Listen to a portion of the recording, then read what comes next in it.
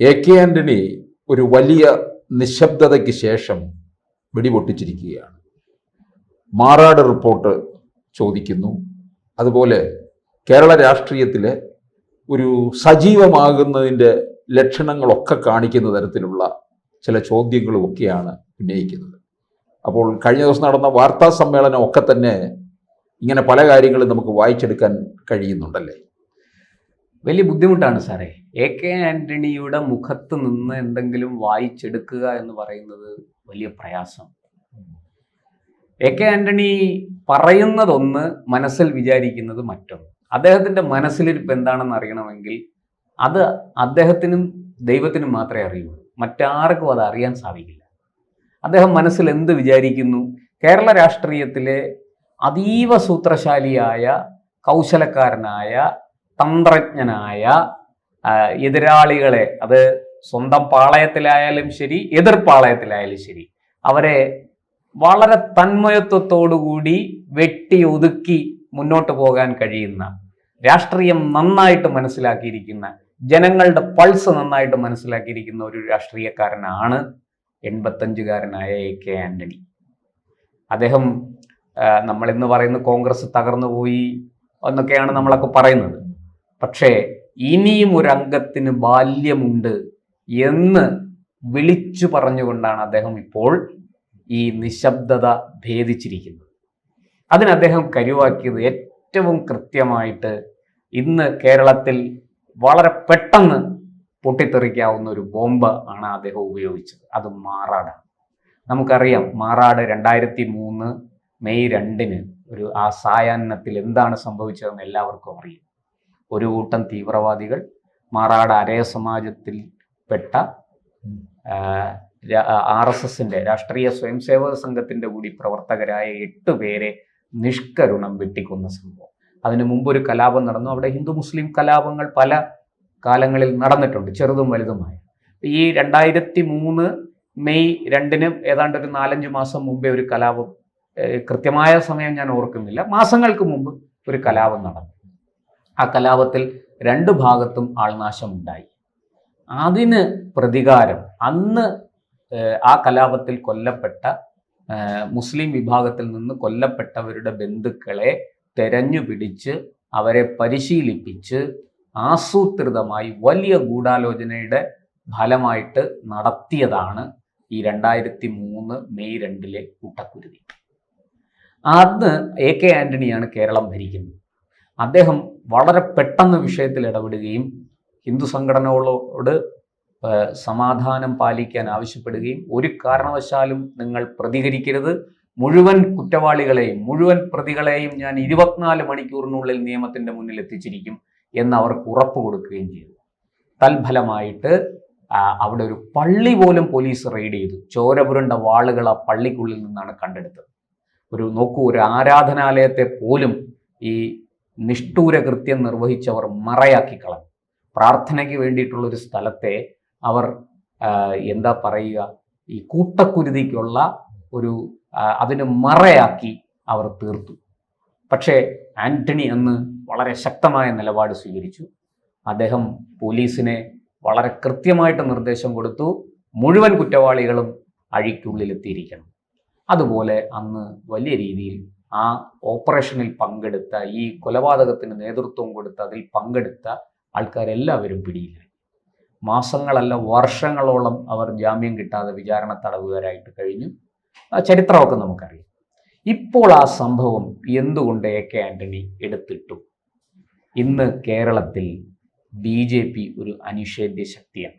അന്ന് അവിടെ കൊല്ലപ്പെട്ടവർ സംഘപരിവാറുകാരാണ്. അതുകൊണ്ട് തന്നെ BJPയും RSSും, അന്ന് കേന്ദ്രം BJP ഭരിക്കുന്ന കാലമാണ്.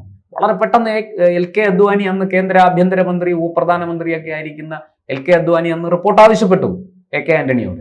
കെ ആന്റണി വളരെ പെട്ടെന്ന് തന്നെ റിപ്പോർട്ട് കൊടുത്തു. അന്ന് ശക്തമായ സമ്മർദ്ദം കേന്ദ്രത്തിൽ നിന്നുണ്ടായി. സംസ്ഥാന സർക്കാരിന് നടപടി എടുക്കാൻ പ്രേരിപ്പിച്ചത് അതും കൂടിയാണ്. അതിനുശേഷം അതിൻ്റെ ഗൂഢാലോചന കേസ് അന്വേഷിക്കാൻ മുന്നോട്ട് പോയില്ല, അതിന് സാധിച്ചില്ല. പിന്നെ കെ ആന്റണി മാറി, ഉമ്മൻചാണ്ടി മുഖ്യമന്ത്രിയായിട്ട് വന്നു, കുഞ്ഞാലിക്കുട്ടിക്ക് കൂടുതൽ സ്വാധീനമായി. അപ്പോൾ ഈ ഗൂഢാലോചന അന്വേഷണം മരവിച്ചു. അത് പിന്നീട് കോടതിയിൽ പോയി ഈ ഗൂഢാലോചന അന്വേഷിക്കാനുള്ള ഉത്തരവ് CBI അന്വേഷണം ആവശ്യപ്പെട്ട് ഒരാൾ ഹർജിയുമായിട്ട് കോടതിയിൽ പോയി. അത് ഹർജി കോടതി അനുവദിച്ചു, CBI അന്വേഷണം നടന്നു. പക്ഷേ AK ആന്റണി അന്ന് ഈ സംഭവത്തെക്കുറിച്ച് ജുഡീഷ്യൽ അന്വേഷണത്തിന് ഉത്തരവിട്ടു. അന്ന് 2 ജഡ്ജിമാർ അതേ സംബന്ധിച്ച് അന്വേഷിച്ചു, അവർ റിപ്പോർട്ട് കൊടുത്തു. ആ റിപ്പോർട്ടെല്ലാം ഇപ്പോൾ പുറത്തു വന്നിട്ടുണ്ട് ഏറെക്കുറെയൊക്കെ. ഇപ്പോൾ ഈ സംഭവം ആന്റണി എടുത്തിട്ടത് തീർച്ചയായിട്ടും ഇന്ന് കേരളത്തിൽ BJPക്ക് ഒരു വലിയ മുന്നേറ്റമുണ്ട്. അത് മറ്റാരെക്കാളും നന്നായിട്ട് രാഷ്ട്രീയം അറിയുന്ന AK ആന്റണിക്ക് അത് മനസ്സിലായി എന്നുള്ളതാണ്. ഇന്നിപ്പോൾ ഭരണവിരുദ്ധ വികാരം ശക്തമാണ് കേരളത്തിൽ. ഇന്ന് പൊതുവെ ഞാൻ മനസ്സിലാക്കിയിരിക്കുന്നത്, നമ്മളൊക്കെ സാധാരണ വോട്ട് ചെയ്യാൻ പോകുന്നത് എൻ്റെ പാർട്ടി ജയിക്കണം എന്ന് ആഗ്രഹിച്ചുകൊണ്ടാണ്, അല്ലേ? അതെ. അതുകൊണ്ട് നമ്മുടെ പാർട്ടിക്ക് വോട്ട് ചെയ്യും, നമുക്ക് താല്പര്യമുള്ള ആൾക്കാർക്ക് വോട്ട് ചെയ്യും. പക്ഷെ ഇന്ന് കേരളത്തിലെ ജനങ്ങൾ വോട്ട് ചെയ്യാൻ പോകുന്നത് ഏതെങ്കിലും ഒരു പാർട്ടിയെ ജയിപ്പിക്കാനല്ല, ഒരു പാർട്ടിയെ തെരഞ്ഞു പിടിച്ച് തോൽപ്പിക്കാനാണ്. കാരണം അത്രയേറെ ഭരണവിരുദ്ധ വികാരം കേരളത്തിലുണ്ട്. ജനങ്ങൾ വിലക്കയറ്റം കൊണ്ട് പൊറുതിമുട്ടിയിരിക്കുകയാണ്, ജനജീവിതം ദുസ്സഹമായിരിക്കുന്നു. ഈ സാഹചര്യത്തിലാണ് കേരളത്തിൽ ഒരു തദ്ദേശ തെരഞ്ഞെടുപ്പ് വരാൻ പോകുന്നത്. അതിൻ്റെ തൊട്ടു പിന്നാലെ നിയമസഭാ തെരഞ്ഞെടുപ്പ് വരാൻ പോകുന്നു. 2 തെരഞ്ഞെടുപ്പുകൾ മാസങ്ങളുടെ ഇടവേളയിൽ സംഭവിക്കാൻ പോവുകയാണ്, നടക്കാൻ പോവുകയാണ്. ഈ സമയത്ത് വളരെ കൃത്യമായിട്ട് ഈ ഭരണവിരുദ്ധ വികാരം മുഖ്യ പ്രതിപക്ഷമായ കോൺഗ്രസിൻ്റെ പെട്ടിയിലെത്തേണ്ടതാണ്. പക്ഷെ അത് കോൺഗ്രസിൻ്റെ പെട്ടിയിലെത്തും എന്നൊരു ഉറപ്പില്ല. അത് വളരെ കൃത്യമായിട്ട് വിഘടിച്ച് ഒരു നല്ല വിഭാഗം വോട്ട് BJPയിലേക്ക് പോകും. അതിൻ്റെ തെളിവാണ് 2024 ലോക്സഭാ തെരഞ്ഞെടുപ്പിൽ BJPക്ക് ഉണ്ടായ മുന്നേറ്റം. 19.78% വോട്ടാണ് BJP നേടിയത് ലോക്സഭാ തെരഞ്ഞെടുപ്പിൽ, ഏതാണ്ട് 20%. വരാൻ പോകുന്ന നിയമസഭാ തെരഞ്ഞെടുപ്പിലും BJP അതുപോലെ വോട്ട് പിടിച്ചാൽ ഏതാണ്ട് 10-ലധികം സീറ്റുകൾ BJPക്ക് കിട്ടും എന്ന് തീർച്ചയാണ്. ഒരു ശക്തമായ ത്രികോണ മത്സരം നടക്കുകയും അവിടെ ഈ ഇടതു വലതു മുന്നണികൾക്ക് അടിപതറുകയും ചെയ്യും എങ്കിൽ 10ഓളം സീറ്റുകൾ BJPക്ക് കിട്ടും എന്നുള്ള കാര്യം ഈ രാഷ്ട്രീയ കണക്കുകൂട്ടലുകളിൽ അഗ്രഗണ്യനായ AK ആന്റണിക്ക് ആരും പറഞ്ഞു കൊടുക്കണ്ട, പഠിപ്പിച്ചു കൊടുക്കണ്ട.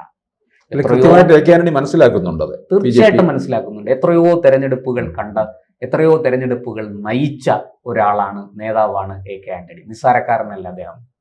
സാക്ഷാൽ ലീഡർ K കരുണാകരനെ വെട്ടി വീഴ്ത്തി കേരളത്തിന്റെ മുഖ്യമന്ത്രി സ്ഥാനത്തേക്ക് ഡൽഹിയിൽ നിന്ന് പറന്നിറങ്ങിയ ഒരു നേതാവ് കൂടിയാണ് AK ആന്റണി. അന്ന് ആന്റണി ഗ്രൂപ്പ് കളിച്ച ആ ചാരക്കേസുമായി ബന്ധപ്പെട്ട് അവർ കളിച്ച കളി, അത് രാഷ്ട്രീയ വിദ്യാർത്ഥികളെ സംബന്ധിച്ചിടത്തോളം വളരെ ആഴത്തിൽ പഠിക്കേണ്ട ഒരു വിഷയമാണ്. അതവിടെ നിൽക്കട്ടെ. അപ്പോൾ കേരളത്തിൽ ഈ ഭരണവിരുദ്ധ വികാരം സ്പ്ലിറ്റ് ചെയ്തു പോകാൻ പാടില്ല. അത് ഇന്നിപ്പോൾ കോൺഗ്രസിനെ സംബന്ധിച്ചിടത്തോളം ന്യൂനപക്ഷങ്ങളുടെ വോട്ട് അവർക്ക് ഉറപ്പാണ്. ക്രിസ്ത്യൻ വോട്ട്, ഒരു വിഭാഗം വോട്ട് BJPയിലേക്ക് പോകാനൊരു സാധ്യതയുണ്ട്. പക്ഷേ ഹിന്ദുക്കളുടെ വോട്ടാണ് ഇങ്ങനെ സ്പ്ലിറ്റ് ചെയ്തു പോകുന്നത്. ആ സ്പ്ലിറ്റ് ചെയ്തു പോകുന്നതിൽ പ്രത്യേകിച്ചും ഹിന്ദു പിന്നാക്ക വിഭാഗങ്ങളുടെ വോട്ട് CPMനും BJPക്കുമായിട്ട് പോകും. അത് ഈ കോൺഗ്രസിലേക്ക് വരാനുള്ള സാധ്യത കുറവാണ്. അവിടെ കോൺഗ്രസിലേക്ക് ആ വോട്ടുകൾ വരണമെങ്കിൽ വളരെ കൃത്യമായിട്ട് അതിന് വേണ്ടുന്ന കാര്യങ്ങൾ ചെയ്യണം. അത് AK ആന്റണി ഉദ്ദേശിച്ചിട്ടുണ്ട് എന്ന് മാത്രമല്ല, ഇപ്പോൾ ഈ മാറാട് വിഷയം ചർച്ചയായാൽ അത് മുസ്ലിം ലീഗിനെ വലിയ പ്രതിരോധത്തിലാക്കും. മുസ്ലിം ലീഗിന് ഇക്കാര്യത്തിൽ പല ഈ ഗൂഢാലോചന CBI അന്വേഷിക്കണം എന്നാവശ്യപ്പെട്ട് ഹിന്ദു സംഘടനകൾ രംഗത്ത് വന്നപ്പോൾ അതിനെതിരെ നിലപാടെടുത്തത് മുസ്ലിം ലീഗാണ്. ലീഗ് അങ്ങനൊരു അന്വേഷണം വേണ്ട എന്നായിരുന്നു ലീഗിൻ്റെ നിലപാട്. പക്ഷേ ലീഗിൻ്റെ ആ നിലപാടിനെയൊക്കെ മറികടന്നുകൊണ്ടാണ് കോടതി അവിടെ ഒരു CBI അന്വേഷണം നടക്കട്ടെ, ഗൂഢാലോചന സംബന്ധിച്ച് CBI അന്വേഷണം നടക്കട്ടെ എന്ന് ഉത്തരവ് പുറപ്പെടുവിച്ചത്. അപ്പോൾ AK ആന്റണിക്ക് അറിയാം, ഇന്നത്തെ മുസ്ലിം ലീഗിൻ്റെ അപ്രമാദിത്വം കുറച്ചു കൊണ്ടുവന്ന് അവരുടെ ഈ പിടി, ഈ കടിഞ്ഞാണിന്മേൽ അവർ പിടിച്ചിരിക്കുന്ന ഒരു പിടിയുണ്ട്, ആ പിടിയെ ഒന്ന് അയച്ചുകൊണ്ട് കൃത്യമായിട്ടും കോൺഗ്രസിന് അവിടെ കയറിപ്പറ്റാൻ എന്തെങ്കിലും ഒരു സാധ്യതയുണ്ടോ, സാഹചര്യമുണ്ടോ? കാരണം അദ്ദേഹത്തിനോടൊപ്പം പ്രവർത്തിച്ച പല നേതാക്കളും ഇന്നും കോൺഗ്രസിൽ അവശേഷിക്കുന്നുണ്ട്. നമ്മുടെ മുല്ലപ്പള്ളി രാമചന്ദ്രനെയും VM സുധീരനെയും അതുപോലെ തിരുവഞ്ചൂർ രാധാകൃഷ്ണനെയും KC ജോസഫിനെയൊക്കെ പോലെയുള്ള നിരവധി നേതാക്കളുണ്ട്, മുതിർന്ന നേതാക്കളുണ്ട്. ആ നേതാക്കളെ തീർച്ചയായിട്ടും അദ്ദേഹത്തിന് കൈയൊഴിയാൻ സാധിക്കില്ല. അവരുടെ ഒരു സാഹചര്യം, അവരുടെ സാധ്യതകൾ അതിനെ ഉപയോഗപ്പെടുത്താൻ അപ്പൊ അങ്ങനെ ഒരു നിര പാർട്ടിയിൽ ഉണ്ട്, രൂപപ്പെട്ടു എന്നല്ല, വളരെ മുമ്പേ രൂപപ്പെട്ടതാണ്. അതിന്നും നിലനിൽക്കും. ഇനി അത് ഒന്നുകൂടെ സജീവമാകും. അത് സജീവമാക്കുന്നതിന് മുന്നോടിയായിട്ടാണ് ഈ മാറാട് കമ്മീഷൻ റിപ്പോർട്ടിൽ കയറി പിടിച്ചത്.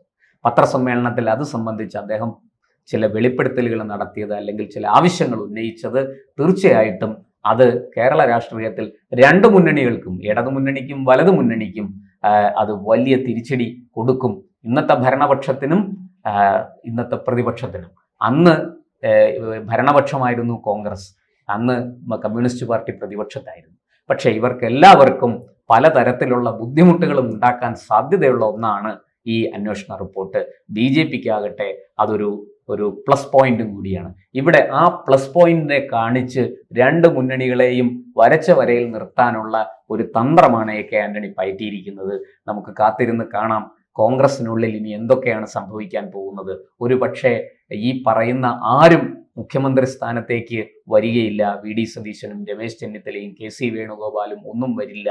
പകരം AK ആന്റണിയോ മുല്ലപ്പള്ളി രാമചന്ദ്രനോ VM സുധീരനോ തിരുവഞ്ചൂർ രാധാകൃഷ്ണനോ KC ജോസഫോ ഒക്കെ ആയിരിക്കാം ഒരു പക്ഷേ ഹൈക്കമാൻഡിന്റെ മുഖ്യമന്ത്രി സ്ഥാനാർത്ഥി എന്ന തരത്തിലേക്ക് വരെ ഈ കാര്യങ്ങൾ ചെന്നെത്തി നിൽക്കാൻ സാധ്യതയുണ്ട്.